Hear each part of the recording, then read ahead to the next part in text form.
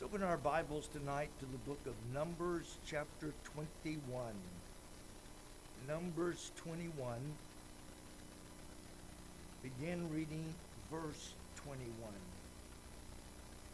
And Israel sent messengers unto Sihon, king of the Amorites. By the way, who was Sihon? In case you weren't here this morning. Who was Sihon? King of the Amorites. I gave you that answer. Let us pass through thy land. We will not turn into the fields, nor into the vineyards. We will not drink of the waters of the well, but we will go along by the king's highway until we be past thy borders. And Sihon would not suffer Israel to pass through his border. But Sihon gathered all his people together and went out against Israel into the wilderness, and he came to Jahaz and fought against Israel. And Israel smote him with the edge of the sword and possessed his land from Arnon unto Jabbok, even unto the children of Ammon. For the border of the children of Ammon was strong. And they had turned from, wait a minute, wrong, I turned 2 pages instead of 1. For the border of the children of Ammon was strong. And Israel took all these cities, and Israel dwelt in all the cities of the Amorites, in Heshbon, and in all the villages thereof. Sihon is not as popular as some of the other Bible characters that we've looked at, but he's a lot more popular than some people think. He is mentioned 34 times in 8 books. He's mentioned in Numbers, he's mentioned in Deuteronomy, Joshua, Judges, 1 Kings, Nehemiah, Psalms, and Jeremiah. So this man is mentioned in all 8 of those books, and a total of some 34 times in the Old Testament. He is not considered one of the good guys. He's not the kind of guy that you that you would want to hold up for your children to follow. He's not even the kind of guy that you would like. He's not a good guy in any definition. He is not a good man. He's not, as we will see, he was a lost man who made a decision based on human reasoning, and that decision cost him his life and the life of his entire army and the life of the people of the Amorites. First of all, we're going to look at who he was. Then we will look at Israel and Moses' request and Sihon's reaction to Moses' request. Then we'll look at some lessons for you and I. Very simple, 3 points. First of all, who was he? He was king of the Amorites. Wow, whoopee. Many of the Amorites were considered giants in the land. They were not your ordinary run-of-the-mill people. They were known as giants, and Sihon, just prior to this, according to history, Sihon had just prior to Moses sending his messengers, had won a major victory against another nation that tried to fight him. Sihon was known as a powerful man, a courageous man. He was a mighty man who was also known for not only his courage, but his tenacity. He was a warrior who loved to fight, and he, like I said, he had just won a major victory against one of his enemies. The Amorites as a whole were considered a wicked nation. They were given to idolatry. And so Sihon is the king who got to be king by being rougher, tougher, meaner than anyone else. He killed out his competition and became king because he killed everyone else that even thought about taking his position. But it was an idolatrous nation. They were the mortal enemies of Israel, which is kind of ironic because Sihon is a direct descendant of Ham, the son of Noah. Remember, Noah had 3 sons, Shem, Ham, and Japheth. Ham was the forefather of Sihon.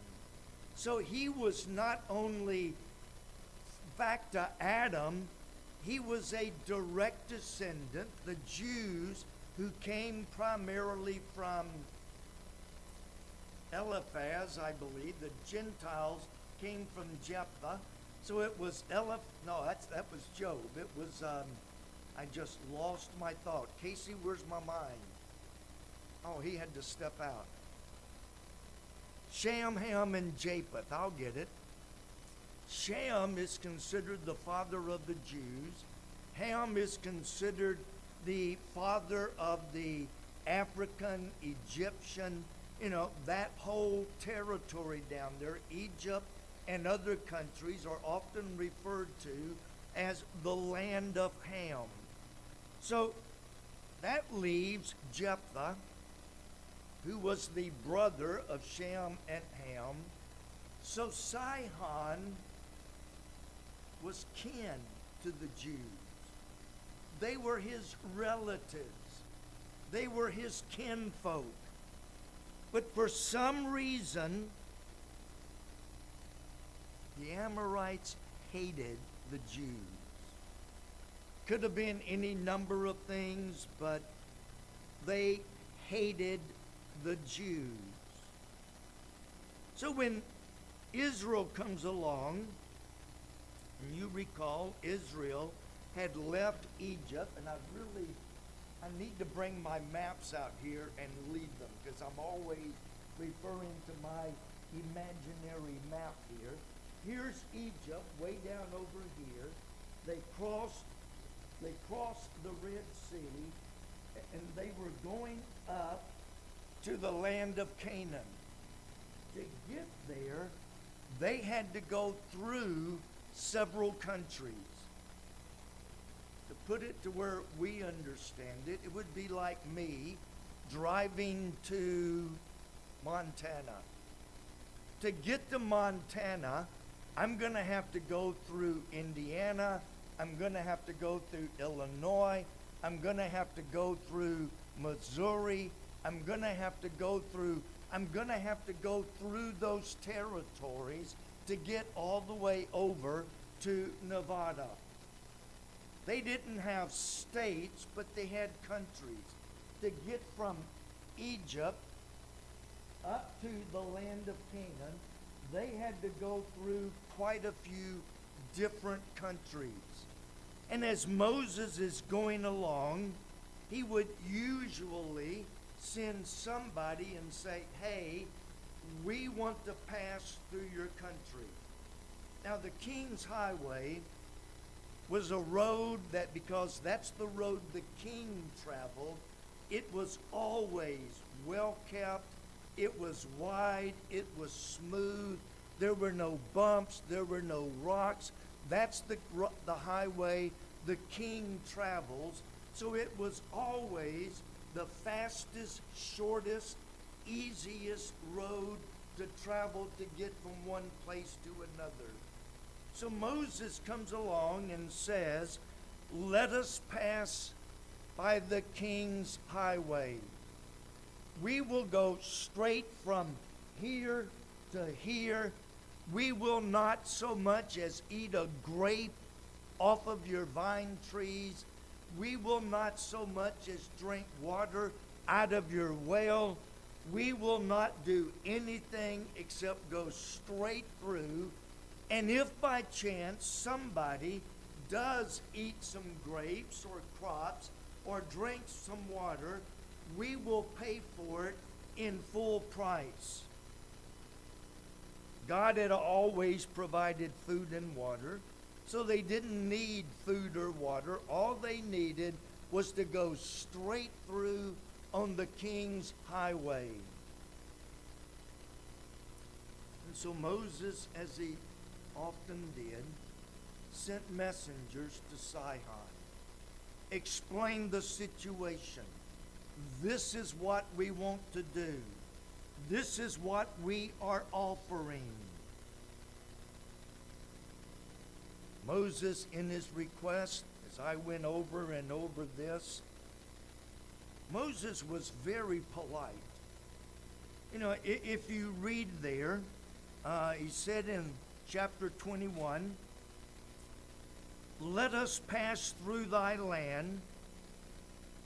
That's a polite way of saying please.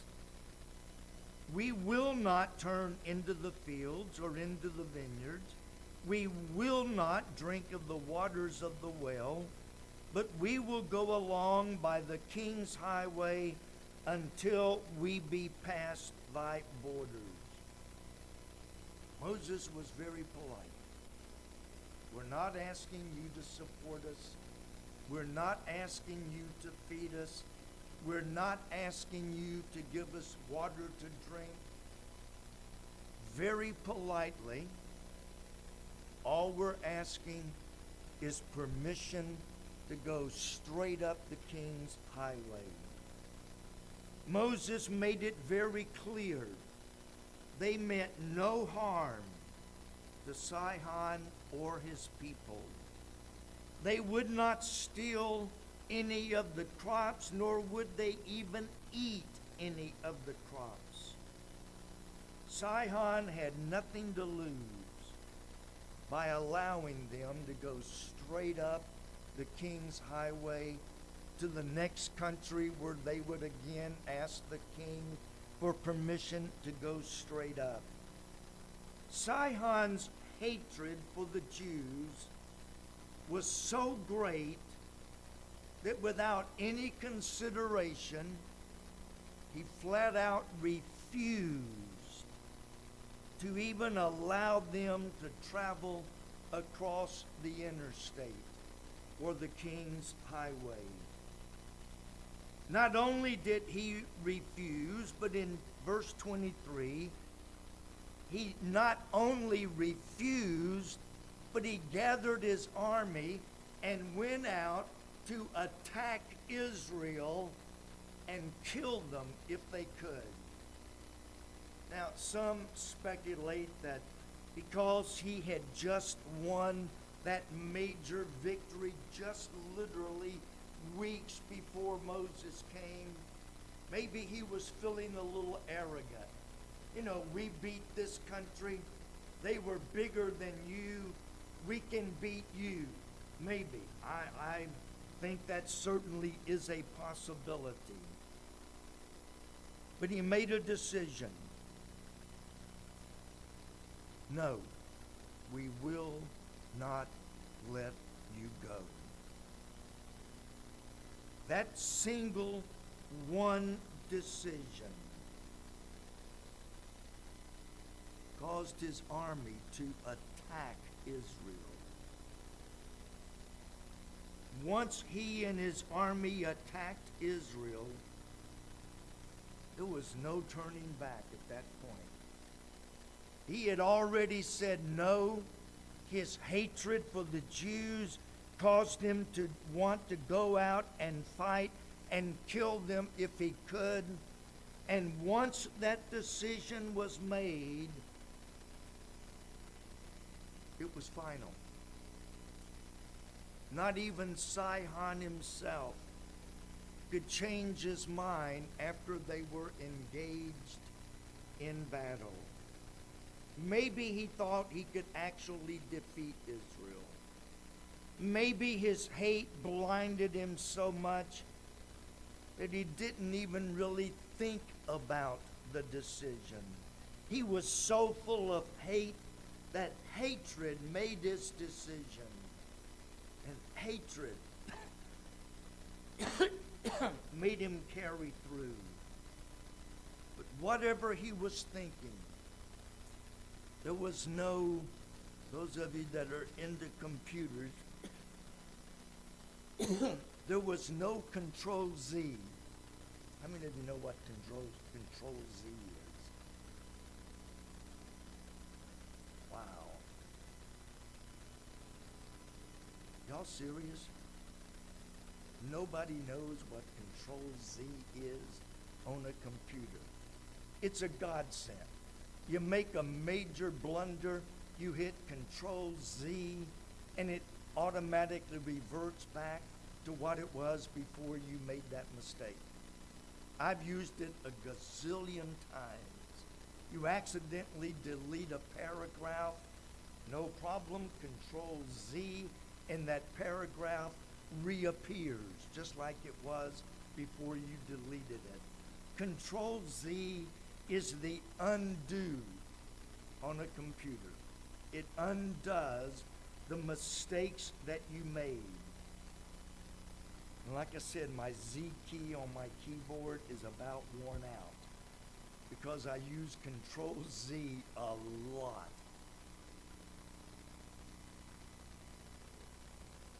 But he made a decision. I preached the other day on decisions that we make.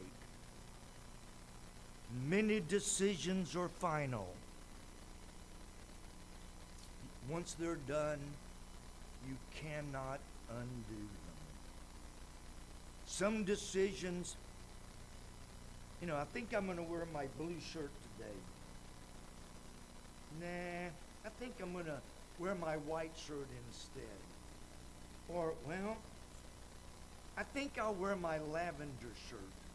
I can change my mind on what shirt to wear a dozen times, and other than being late for church, it's not going to have any long-term consequences. But there are decisions. Once they're made, they're made. You can't undo it. You can't change your mind. The decision was made to deny them access, and then the second decision was made to attack. And once they began the attack, they were in it till death do us part. Now, let's look at a few lessons for us. And I just realized I went through that way too fast because we got lots of time left. Y'all don't mind getting out early, do you? Do you mind getting out early? No, I didn't think so. Let's look at some lessons for us. Moses tried to be polite and to ask before he crossed the country. Too many people, especially today, think that they deserve everything, and they don't have to ask for anything. I deserve it. Some of us remember a few years ago when they were burning down cities, they were burning down police departments, they were destroying whole cities. They were busting windows out of stores and stealing everything in the store because we deserve it. Moses understood God has given us food, God has given us water. We don't deserve anything. I knew a missionary, and I actually led the church. I pastored to support him until I found out what he really was. And I recommended we drop him faster than someone drops a red hot iron. I learned some things. He was home in the States on deputation.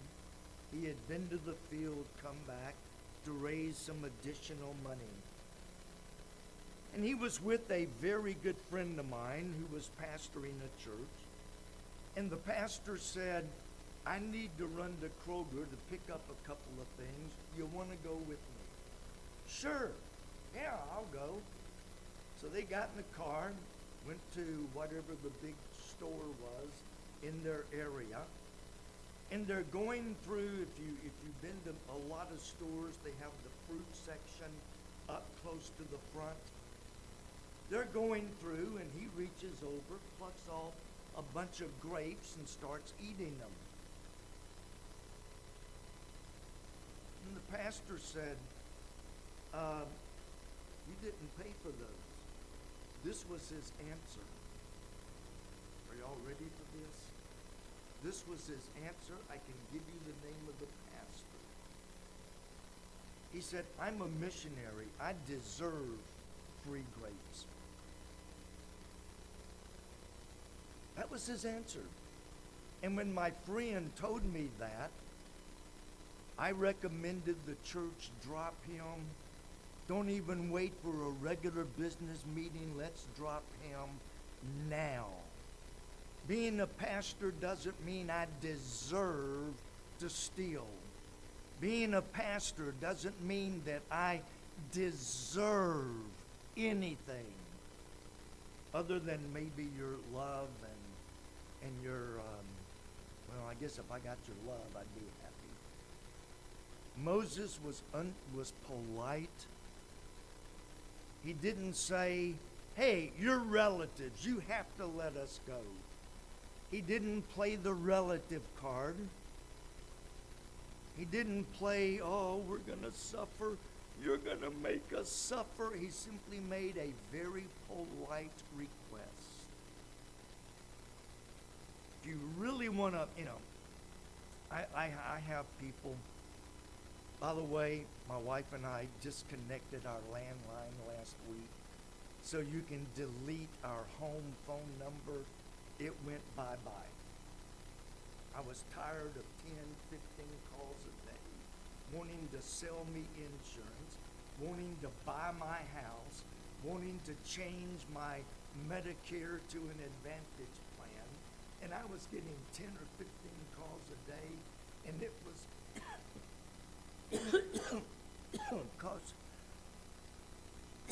costing us a fortune. That's like, we really don't need it. So you've got our home phone, delete it. You can't call us there anymore. Now they'll get my cell phone and start calling.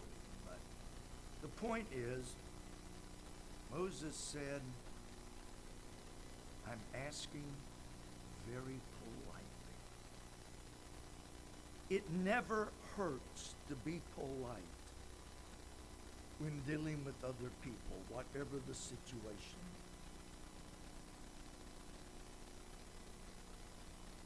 My wife and I used to eat out a lot. She was working a lot of nights. She would be on her way home, tired, frustrated. How about we eat out tonight? Okay? I always made it a point to greet the server, to be polite, try to get her to smile if I can. And you know what? It never hurts to be polite. We've had numerous servers tell us Christians are often some of the most impolite people you've ever met. What a shame that that's our testimony.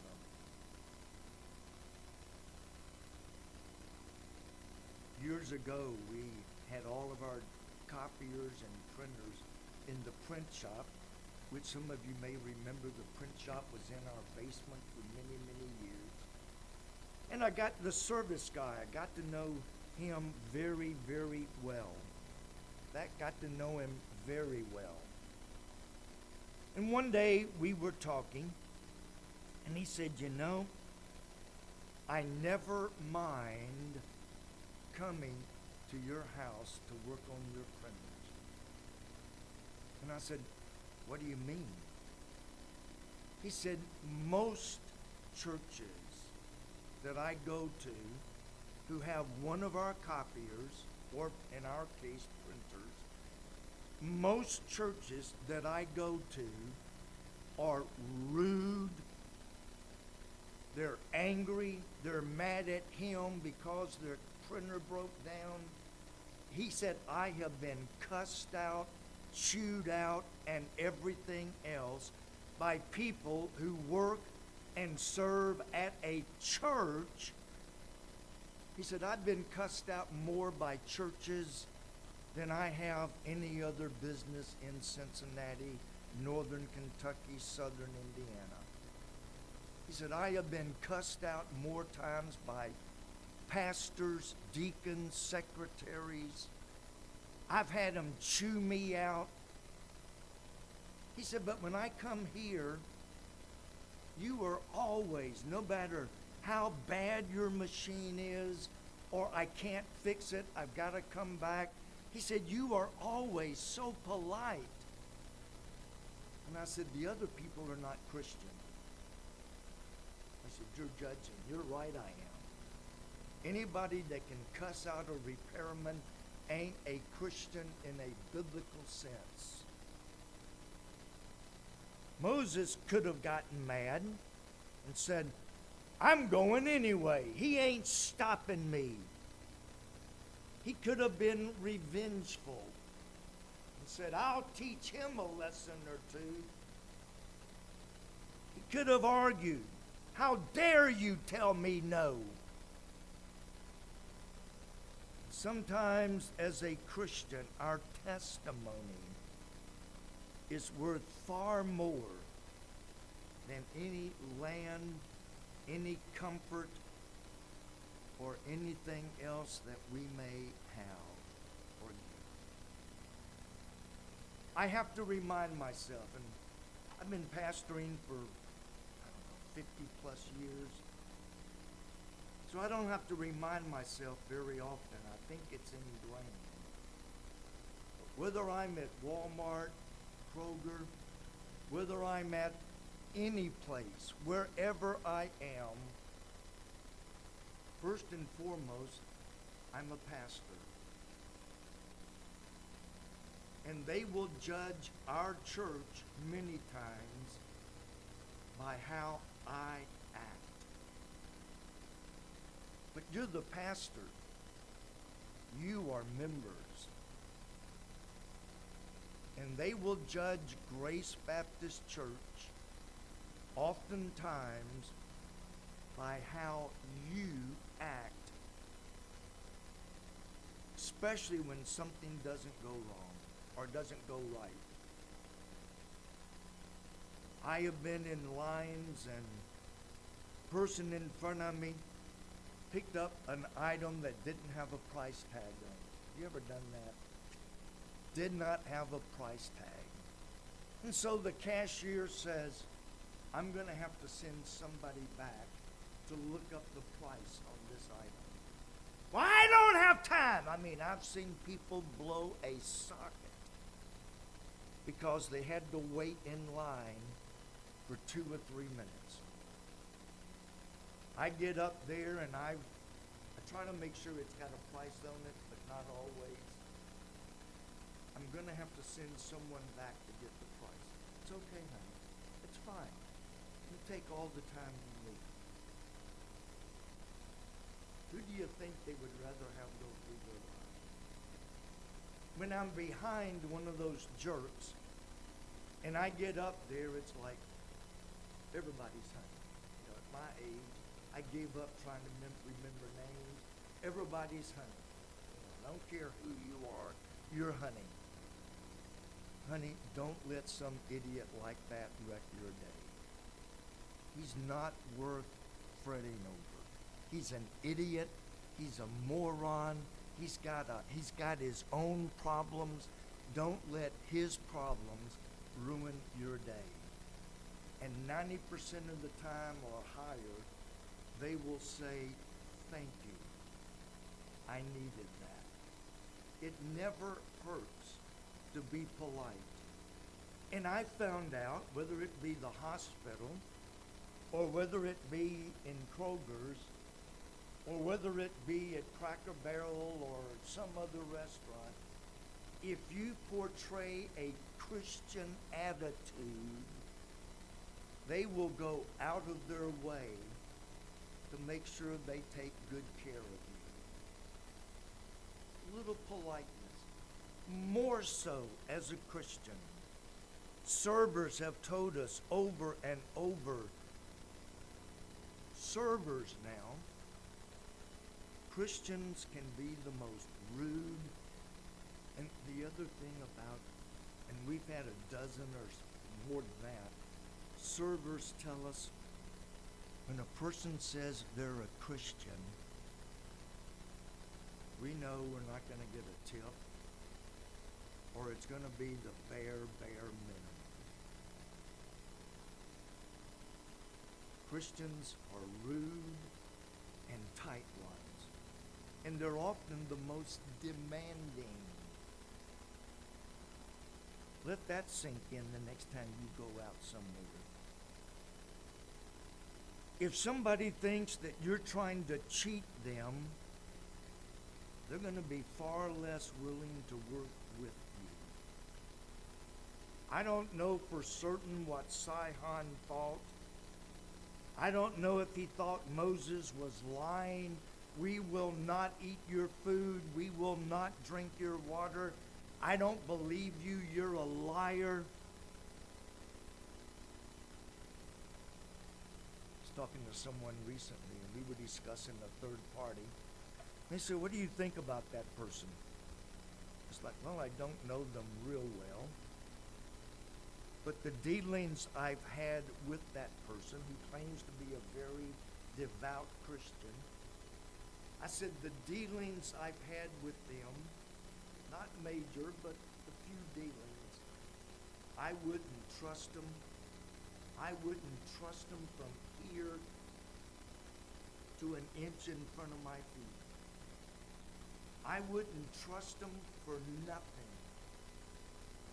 But they're such good Christians. No, they're not.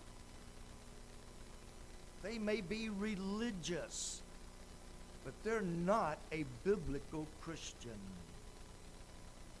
Unfortunately, too many Christians are more interested in their own comfort, their own welfare, and they're getting their own way than they are in acting like a Christian.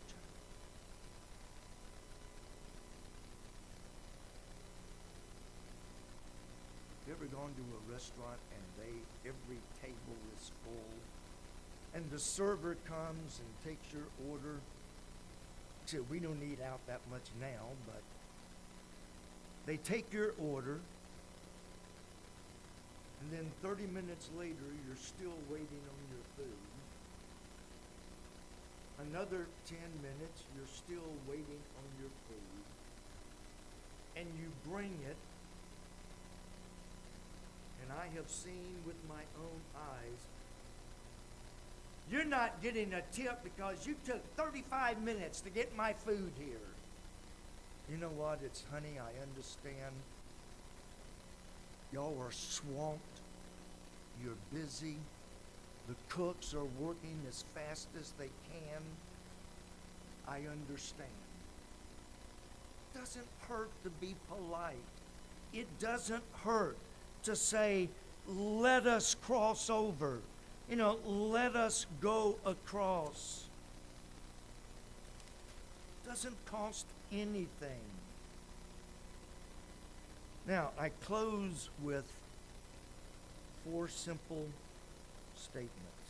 2 of them are questions, 2 of them are statements. What if the person that is taking care of you is an avowed enemy?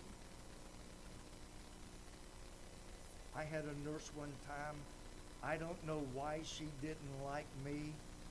She didn't like me. Can you imagine? When she walked in the room, I cringed.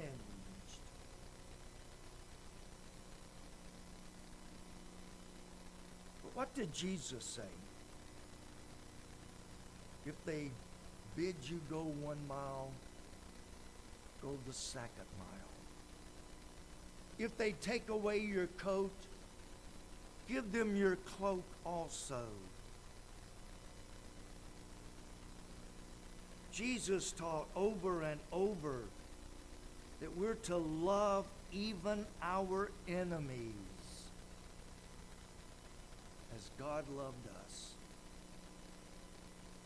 No one can ever be an enemy to me any more than I was to God before He saved me.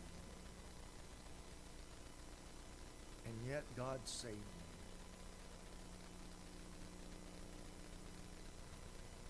What does the Bible teach that we're to, or who does the Bible teach that we're to do good to? Our neighbor, our enemy. They hate my guts. That's all the more reason to smother them with kindness. We aren't nice to our enemies because they deserve it. We're nice because the love of God is to dwell within us. The grace of God was love. You know, Jesus, or was it Paul, said that scarcely for a good man will some, I just forgot it, but I'll give you the gist of it. Somebody might possibly be willing to give their life for a good person. And we are commanded, if your enemy hunger, feed him. Not arsenic, but feed him. If your enemy thirst, don't give him liquid Drano. Give him water. We're nice to others because of God's love in us, God's grace toward us, and the fact that Jesus commanded us, love your enemy. Moses didn't have to ask. He could have. His army had beaten everybody. He could have just marched in, but he chose to say, let me pass through thy land. How nice are you to people that don't deserve it?